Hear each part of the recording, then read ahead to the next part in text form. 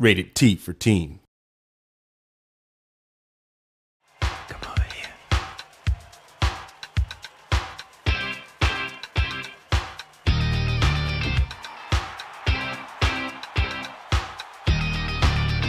In the case of Rock Band 1 and 2, those games inspired a lot of people who got a taste of what it feels like to make music through the game, to then step away from their game consoles and actually pick up real instruments and start studying.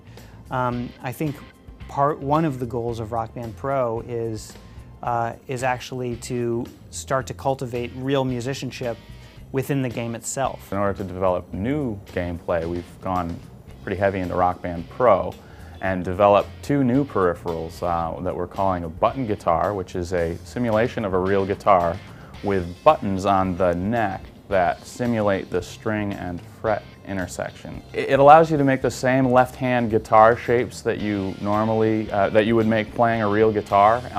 So it's a pretty good simulation and a pretty good teaching tool if you want to learn how to play the guitar. In that the buttons are easy to press, you don't have to develop calluses. So the left hand has buttons to simulate the left hand sort of chord positioning. You can play G chords, A chords, single notes, whatever. For the right hand or strumming hand, we actually have 6 simulated strings that will pick up where you pluck and translate that data into the game. So you can play chords, single notes, 2 notes, and we know where your hand is and what you're playing and can use that information to help you learn how to play guitar. It's pretty powerful and it's pretty awesome.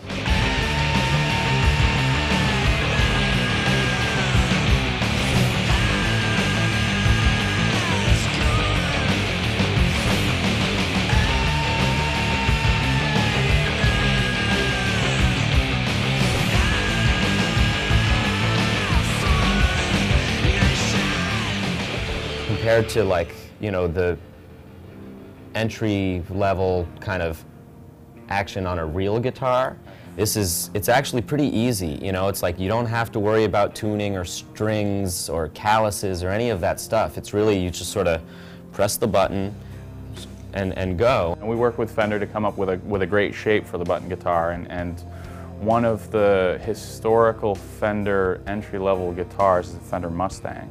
And so we decided, and along with our partners at Fender, that the Mustang shape would be like a really cool shape.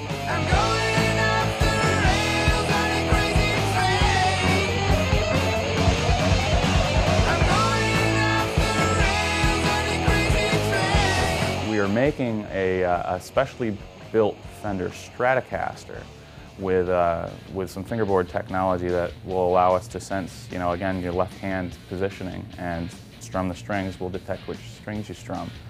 And we push all that information into the console, and you can play on a Fender Strat or a modified Fender Strat. Part of enabling a real guitar into the game actually dictates that we create a brand new way to build fingerboards, or the area of the guitar that has the frets on it. This is a fully functioning guitar, right? It's got pickups, Absolutely. It's got the whole...